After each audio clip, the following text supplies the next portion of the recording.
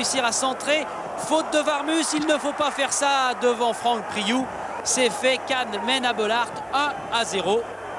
Avec le regard de Delmotte, il a vu qu'il y avait du monde. Varmus facilite la tâche à Priou. On passe tout de suite au début de la deuxième mi-temps avec un gros pressing des Lensois, c'est le moins que l'on puisse dire. Le Masson sur la trajectoire après cette frappe de l'Aigle. Slalom de Philippe Brunel qui va servir l'Aigle et le Masson s'interpose une nouvelle fois. Le Masson qui souffre et qui grimace, il a repoussé ce chaud ballon du bout du soulier gauche. Lance pousse et tout Bollaert est debout maintenant. Thierry et encore un ballon pour l'Aigle et c'est la même conclusion signée Le Masson. Les Cannois sont tout près de boire la tasse mais ils ne coulent pas et ils savent qu'ils ont une bouée en or. C'est le contre. Regardez par exemple celui-ci. Vieira pour Priou sur la gauche et Cannes se balade à Bollaert. 2-0 pour les Cannois. C'est terminé pour Lens. Les Lensois se sont montrés trop brouillons. Les Cannois, ils sont sûrement pour quelque chose ce soir. En tout cas, Thierry, s'ils jouent comme aujourd'hui, mardi prochain à Istanbul, eh bien, le voyage en Turquie se passera bien. Le contre, décidément, est vraiment une arme terrible.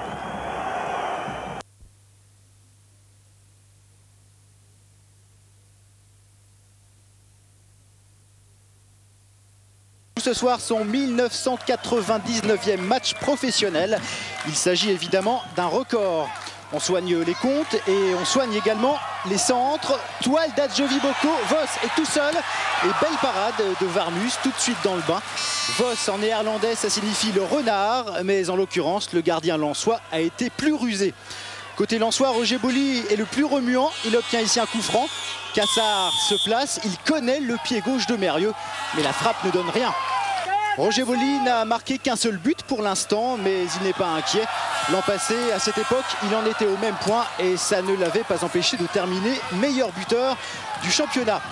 Adjovi Boko, lui, n'en a jamais marqué dans sa carrière. À 30 ans passés, il serait peut-être temps, mais ce n'est pas encore pour cette fois. Vous l'avez compris, il ne se passe pas grand-chose dans cette première période. Centre de Laquintini, tête de Mendy et Sochaux ouvre le score. 1-0 après 35 minutes. Le troisième but de la saison pour Étienne Mendy, bien entouré ici, mais assez isolé sur l'action. Il est vrai que Wallem était au sol depuis un bon moment, le temps de se relever et il était trop tard. La première période a été bien terne, la deuxième commence sur un rythme plus élevé grâce à Vos. Le cadre n'était vraiment pas loin. Les Sochaliens semblent désireux de se mettre à l'abri au plus vite. De Laquintini dans la surface et beau réflexe de Varmus. De Laquintini, 20 ans, c'est la révélation sochalienne de la saison. Il avait choisi de jouer petit côté. Le carnaire est tiré par Bazdarevic pour la tête de Blanc. Et ça passe juste au-dessus. Varmus a eu très chaud. Mais après ce passage difficile, Lens refait surface. Un coup franc bien placé pour Debev. Encore une fois à côté. Moins d'une minute plus tard, on retrouve les nordistes aux avant-postes. Les Sochaliens tardent à se dégager. Récupération de Fouet qui pénètre dans la surface et qui marque un but partout après 65 minutes. Et quel bonheur pour ce jeune Camerounais de 19 ans, arrivé à Lens en début de saison après avoir disputé la Coupe du Monde. C'était ce soir son troisième match seulement comme titulaire. Une partie pleine d'abattage. Et là, il a vraiment eu raison de pousser son action jusqu'au bout. Baudry rentre alors à la place de Bazdarevic et sur son premier ballon, il manque de peu le corner direct. Mais pour Sochaux, il est trop tard. Score final, un but partout, un nul équitable. Le public est déçu et Aimé Jacquet... Après 3 échecs consécutifs à domicile, l'équipe de Patrice Berg s'est rassurée. Strasbourg a bien joué, mais Strasbourg n'a toujours pas gagné. Coup franc tiré rapidement et Loco qui jaillit au premier poteau et qui marque. On joue depuis 20 minutes et c'est la première occasion du match, à tel point que le public scandait même « On veut Nicolas, on veut Nicolas ». Eh bien c'est vite oublié, ballon judicieusement joué par Pignol et 9e but de Loco cette saison qui part, regardez bien, il est dans le dos de Dehuge. Ça libère les Nantais, tous les ballons dangereux arrivent côté gauche, là où il y a Pedros et Loco. Pedros, justement pour Loco. qui remet sur Pedros et anticipation de Varmuz sur ce match. En tout cas, l'accumulation de rencontres n'a pas l'air d'avoir trop éprouvé les internationaux. On verra ça mardi contre Kamichin où se trouve Budzinski en ce moment. Il revient demain matin. Côté lensois, on joue bien au ballon, mais il faut un exploit individuel de Michael Debev pour créer le danger. 1, 2, puis 3 défenseurs et frappe bien captée par Marot, dont c'était le retour à la Beaujoire après la parenthèse Casagrande. Marot très présent, 1-0 score à la mi-temps, on se dépêche. Vite derrière! Oui, parce que c'est toujours de là que tout part, comme cette occasion au tout début de seconde période. Ballon de Ndoram pour Koué, encore dans le dos de la défense, et centre sur lequel Loco se jette, 2-0. Alors, on ne va pas vous rabâcher que tout le collectif nantais se trouve résumé sur cette action, car Nantes joue en permanence de la sorte en cette deuxième mi-temps. 10 buts pour Loco, Loco à la finition, Pedros à la création. On va le retrouver et regardez bien parce que c'est génial. Il voit Varmuz avancer et tente le lob juste au-dessus. Il ne manque pourtant pas grand-chose. Nantes accélère le rythme, Pedros est insaisissable. Mais le ballon roule à côté. Tout va beaucoup trop vite pour la défense nordiste. L'homme du match est lui, Reynald Pedros, qui prend cette fois Wallem de vitesse. Voit Loco démarquer. Loco face à Varmuz qui intervient. Il n'y aura pas de coup du chapeau ce soir puisque Loco cède sa place dans l'instant qui suit à Nicolas Wedek alors que le Dizer remplace Pedros. Mais ce n'est pas terminé. 5 minutes à jouer. Mauvais dégagement de Varmuz. Ndoram remet immédiatement pour Wedek. Ndoram suit à côté encore une fois. Ça fuse de toutes parts. On joue les arrêts de jeu et nouvelle attaque. Ndoram, encore lui. Le voilà. Préfère donner en retrait pour Wedek. Puis Makelele, le ballon est bien rentré. Cette fois, on en reste là. 3-0. Encore 3 buts pour Nantes, c'est le tarif. Puisque c'est le 4e match de suite à domicile avec 3 buts à la Beaujoire si l'on compte la Coupe d'Europe. Au total, ça fait 27 buts en championnat en 13 journées. Mérieux qui entraîne après 2 petites minutes de jeu une première parade de Pascal Olmeta. Le gardien lyonnais s'est envolé mais le jeu sans temps mort a déjà repris son cours. Les Blancs, un peu asphyxiés par l'ambiance très chaude et par le pressing sang et or très avancé, ont du mal à respirer. Le danger revient, la défense lyonnaise joue le hors-jeu mais sur la touche, l'arbitre ne lève pas son drapeau. À l'arrivée, Olmeta est lobé et Roger Bolli récupère le cadeau, 1-0 alors que la rencontre débute à peine. Le frère de Basile, qui n'avait pas marqué depuis de longues semaines, inscrit son 2e but de la saison. Sans avoir eu le temps de rentrer dans le match, les Lyonnais tentent de réagir. 2-1-2 réussi jusqu'à cette frappe de James Debat, sans réel danger pour Varmuz. Revigoré par son but, l'aîné des Bolli est encore une fois bien placé. Tir tendu juste à côté du montant lyonnais. En face, Guillaume Varmuz s'apprête à repousser un coup franc d'Ngotti, toujours puissant, mais le gardien lensois se couche bien. Et on repart de l'autre côté où Olmeta a décidé de réveiller ses troupes. Sorti de ses 18 mètres, il avance encore. Et en quelques secondes, Sylvain Deplace se retrouve en position idéale.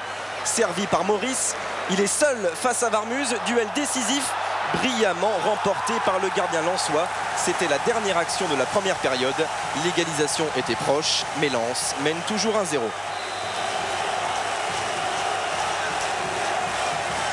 La seconde période et tout de suite les hommes du Nord aux avant-postes. La défense blanche oublie un peu Thierry qui trompe Olmeta.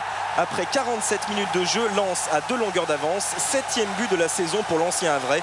Aujourd'hui meilleur buteur lensois et de loin. Un peu absent au début de rencontre, Thierry est maintenant complètement réveillé. Profitant d'un contre favorable, il résiste à la masse athlétique de Bruno Ngotti. Autour d'Olmeta de faire écran, mais Thierry s'en moque. 3-0 et bien sûr 8e but de l'attaquant lensois.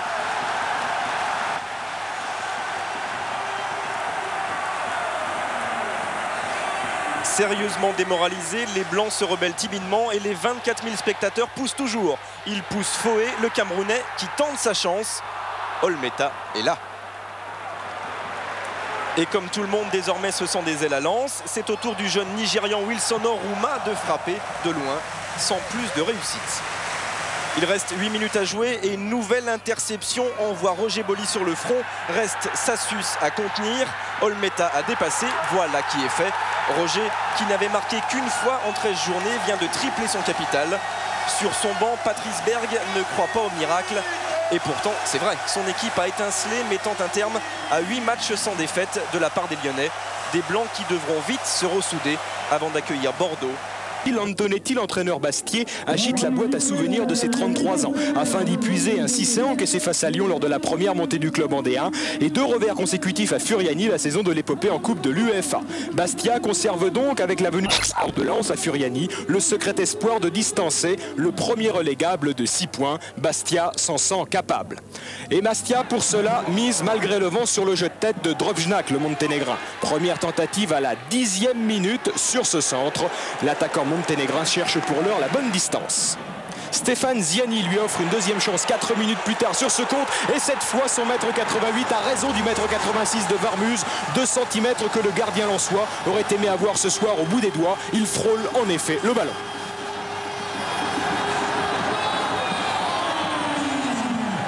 Premier but donne confiance à Bastia. Bastia qui ose, témoin cette intelligente remise de Drobnjak sur Stéphane Ziani qui prend sa chance des 20 mètres. Cette fois la balle est largement à côté. Le buteur s'était transformé en passeur. Lens ne s'affole pas. À l'image de Frédéric Mérieux qui récupère ici une balle de Roger Boli. Il feinte du regard. L'ouverture mais voit Valanconi avancer. Le lob est parfait. Un but venu d'ailleurs à l'image de celui que Mérieux avait déjà marqué au Strasbourgeois à Bollaert il y a quelques semaines. La confiance a changé de camp. Les Lensois reprennent désormais l'offensive et Roger Boli tente ici une reprise de volée acrobatique. Joël Thielly se précipite, un soupçon de retard pour l'ultime frisson de la première période. Et à la reprise, ces messieurs, les Lensois tirent les premiers. Le coup franc de Michael Debève frôle la lucarne de Valanconi. Michael Debève est son étrange numéro 9 dans une équipe où jouent pourtant Thielly et Boli. Michael Debève, on le retrouve pour un déboulé sur le côté droit, tête à tête avec Valanconi qui cette fois est complètement dans le match. Bastia esquisse une reprise peu avant l'heure de jeu, centre de Drobnjak, tête piquée de Van de Castel au ras du poteau. Le duo Bastia a donné des idées au binôme Boli-Thielly pour Lens. La tête de Thielly est ici bien arrêtée par Valanconi. Il reste un quart d'heure à jouer lorsque Foé récupère un ballon sur le côté droit. 1-2 avec Michael Debève. Valanconi anticipe le centre, mais Foé ne se pose pas de questions et frappe dans l'angle fermé. L'audace du géant camerounais a payé. Lens mène 2-1. Bastia vient tout juste d'engager lorsque Debève investit son côté droit. Chéri Forêt lui a montré la voie. Debève joue les imitateurs à la perfection et 3-1 pour les Lensois. Valanconi est abattu et une fois encore, le nombre de balles récupérées en milieu de terrain par les Lensois a fait la différence.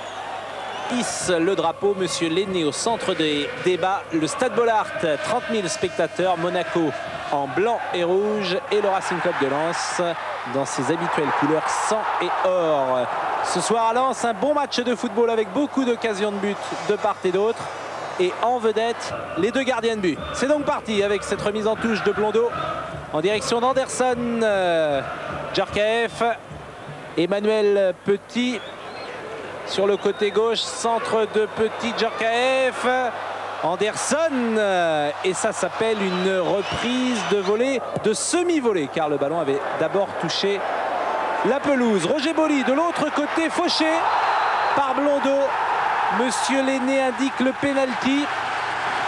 Alors, existe-t-elle cette faute? À vous de vous faire votre opinion selon la formule avec ces images de François-Charles Bidot. Qui s'apprête à transformer ce pénalty? Arrêt de Fabien Pifto. Il a choisi le bon côté, la frappe de Joël Thielly trop molle sans doute. Et pour une fois, le gardien monégasque, ce qui est rare chez les gardiens de but, n'était pas parti avant le coup de sifflet. Monaco pour la fin de la première période. Action d'Anderson sur la gauche. Il passe Anderson dans la surface de réparation. Djorkaeff en retrait. Djorkaeff de nouveau deuxième chance. Et un superbe arrêt de Guillaume Varmuz. Tout à l'heure c'était Pifto, cette fois c'est Varmuz et toujours 0-0. Le voilà Varmuz, 0-0. C'est également le score à la mi-temps. Deuxième période avec Djorkaeff. Tête d'Anderson. Absolument seul le Brésilien. Malgré cela, le ballon est passé à droite de Guillaume Varmuz. Pressing des Monégasques qui font une très bonne deuxième mi-temps. Coup franc pour cette faute contre Anderson. Et c'est Petit qui tire. Repoussé une nouvelle fois par Varmuz. La frappe très pure du défenseur de l'équipe de France sous les yeux d'Aimé Jacquet qui a assisté ce soir à cette rencontre. Fin de match à présent avec Roger Boli, une dernière occasion. Dernière occasion côté lensois, car il y aura une toute dernière occasion et elle sera monégasque. Avec au départ Sonny Anderson, dont le retour a fait beaucoup de bien à l'équipe de la Principauté. Il a transmis à Vio, Vio qui va pouvoir armer. Et du bout des doigts, Varmuz a dégagé ce ballon en corner. Et bien voilà, 0-0 score final. On va écouter Gervais Martel, le président du Racing. Messin Song, 18 ans, et le Lensois Foe, 19 ans. Un match qui commence fort, 5e minute. Roger Boli sur la gauche, centre, Thierry se jette, reprise de Foe sauvée sur la ligne par la tête de Seredzom. Les 3 Africains de Lens ont immédiatement semé le trouble dans la défense adverse. Foe, on le retrouve à la lutte dans un mouchoir avec des Messins, mais il s'en sort. Une frappe captée sans problème par Kokinis. Il ne se passe pas grand-chose pendant 20 minutes. Pouget relais avec Ichoua, Pouget s'enfonce et il est accroché par Wallem. Penalty, décide Monsieur Leduc. Satisfaction de Pouget qui bénéficie du premier penalty de sa jeune carrière. Au ralenti, la faute de Wallem est évidente. En l'absence de Castendutch, forfait au dernier moment, c'est Zitelli qui est chargé de la transformation et il s'en acquitte sans problème. Contre-pied, 1-0 pour Metz après 23 minutes. 5e but de la saison pour Zitelli. L'an passé déjà, il avait réussi à tromper Varmuz sur penalty à Saint-Symphorien. Lens ne tarde pas à réagir avec toujours Foe pour Thierry qui prend son temps et il trouve le petit filet de Thomas Kokinis. Les nordistes toujours à l'attaque avec cette ouverture de Michael Debève, volée de Mérieux et belle prise de balle encore du gardien messin. La mi-temps approche, c'est maintenant au tour de Wallem de tenter sa chance, mais sa frappe est contrée et la contre-attaque messine se développe. Pires, il a vu Zitelli complètement démarqué, l'avant-centre est seul face à Varmuz, mais le lob passe largement au-dessus de la transversale. Zitelli n'a pas profité de la position avancée du gardien lensois. Les Blancs reprennent des couleurs avec Pires qui se débarrasse d'Adjovi Boko, centre dévié par Wallem qui trompe son propre gardien. 2-0 pour Metz à 5 minutes de la pause. Et décidément une soirée noire pour le capitaine Jean-Guy Wallem, déjà auteur de la faute tout à l'heure sur le pénalty.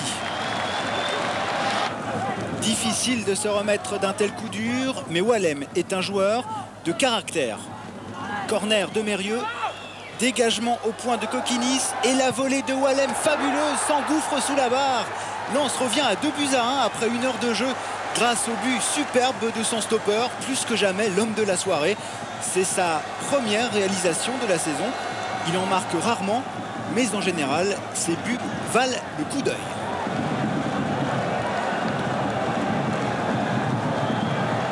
Et Lens se remet à y croire. Coup franc idéalement placé pour le pied gauche de Mérieux. Le ballon s'élève et touche le haut de la transversale. Une occasion qui survient 2 minutes seulement après le premier but lensois. Titulaire pour la 3e fois cette saison, le jeune attaquant Cyril Pouget est auteur d'une partie très satisfaisante. Ici, il se débarrasse de Wallem. Un ballon pour Verkuis. Il lance Zitelli dans la surface et Varmuz est battu. 3-1 pour Metz. Au départ, on admire le coup de patte de Verkuis. Et à l'arrivée, c'est le premier doublé de la saison pour David Zitelli. C'est aussi la première fois que Metz marque 3 buts dans ce championnat. C'est un coup dur pour Lens qui continue d'y croire. Boli est en embuscade, mais Pires sauve sur sa ligne. Et Metz conservera son avantage jusqu'au bout. Les Lorrains confirment leur regain de forme. Sûrement pour quelque chose. Varmuz un petit peu inquiet en lisant les performances d'Auxerre à l'extérieur. Sauf à Monaco, les Auxerrois ont toujours marqué. Et en plus, ce soir, ils retrouvent un bel atout. C'est le retour de Pascal Vairua. Mais ce sont les Lensois qui débutent fort et vite. Roger Boli notamment est en pleine forme. Boli pour Foe et but de Marc-Vivien Foe après 9 minutes de jeu. C'est son 3e dans le championnat pour ce jeune Camerounais qui jouait la saison dernière à Yaoundé. Le match est bien parti, un match physique avec quelques beaux duels aériens. Regardez celui-ci entre Verlat et Foe. Ballon récupéré par les Lensois, heureusement sans danger cette fois. Et oui, pour Charbonnier et Giroud, surtout qui n'est pas vraiment rassuré. Il a raison, les Lensois et Boli sont sur en nuage. Encore un arrêt du gardien auxerrois. Il reste 5 minutes dans cette première mi-temps. Corner pour Auxerre. Sortie de Varmuz, le ballon est repoussé. Mais Moussa Saïb est là égalisation pour les Auxerrois. Magnier est sur l'Asland, mais il y en a un autre très grand, c'est Verlat à Auxerre. C'est lui qui gêne Varmuz et but de Saïb. Ensuite, eh bien, incident. Varmuz estime qu'il est souvent bousculé. Il le dit vertement à Franck Glochon. Carton jaune et grosse colère du public lensois qui lui aussi a des cartons. Le calibre est au-dessus et on mettra un quart d'heure pour nettoyer pendant la mi-temps. Deuxième période, Tilly est rentré. Le voici en duel avec Mahé. Sortie impeccable de Charbonnier. Auxerre va tenter alors quelques incursions beaucoup plus pressantes comme celle-ci avec une frappe de Moussa Saïb. Guillaume Varmuz était bien placé. Les Lensois sont fatigués. Auxerre se dit qu'il y a peut-être un bon coup à jouer. Centre de Mahé, tête de Rabarivoni. Et encore un excellent réflexe de Guillaume Varmuz. Un partout. C'est le 7e match nul à l'extérieur des joueurs de Giroud en 10 rencontres. Giroud qui, comme tout le monde, a beaucoup apprécié ce soir le match de Marc-Vivien Faué. 20 ans. Sur le terrain ce soir, la blessure a été jugée suffisamment sérieuse pour que le Stade Malherbe se prive de son meilleur buteur face à Lens. Pour le remplacer, Pierre Mankowski a choisi d'innover. C'est Joël Germain qui joue aux côtés de Simba à la pointe de l'attaque.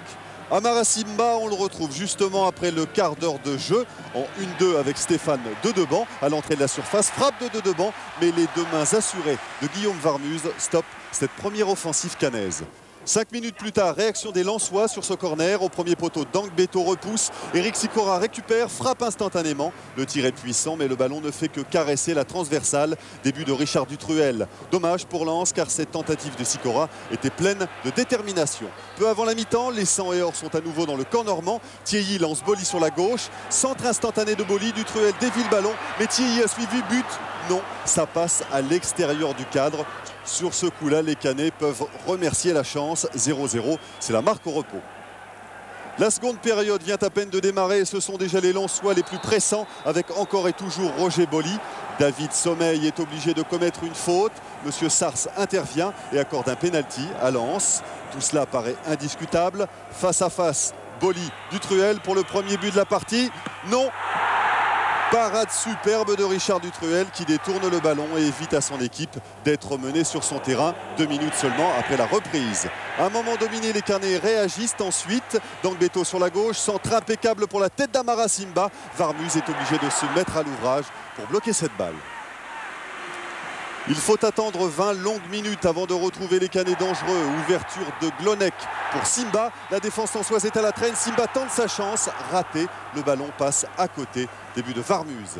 C'est ensuite au tour des Lensois de s'offrir une occasion. Thierry sur le côté droit. En retrait pour Oruma. Mais réflexe superbe de Richard Dutruel qui détourne. Caen a encore eu très chaud. Les 10 minutes qu'il reste à jouer ne donneront rien. Score de parité entre Caen et Lens. Sur l'ensemble de la rencontre, les Normands s'en sortent plutôt bien avec ce 0-0. Grâce surtout à leur gardien Richard Dutruel. Lors de la phase allée du championnat, dès les premières minutes, Le Gouen, une transversale même s'il l'a glissé vers Georges Weah, amorti, il évite à Jovi Boko, il va se mettre en position de tir, une frappe et une belle parade pour se mettre en confiance de Guillaume Varmuz.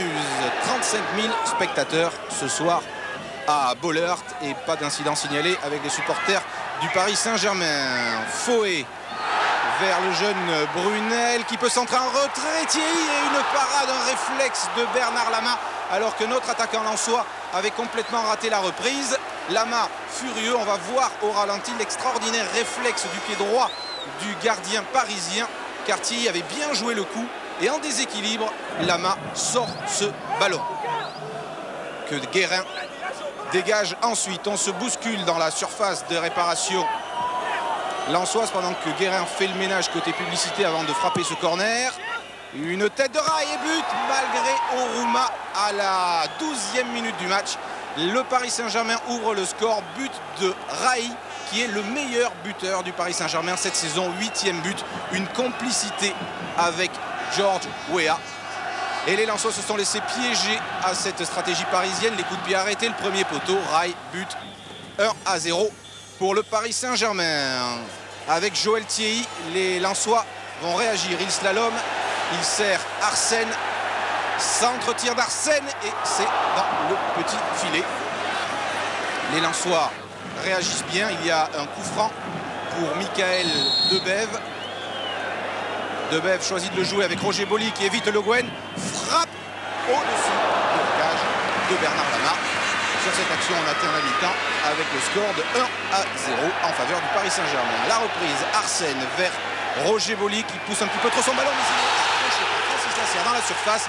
Et l'arbitre, Monsieur Colombo, indique le point de pénalty. Oui, Boli avait trop poussé le ballon, mais Lasserre lui a légèrement coupé la trajectoire. Pénalty, la main.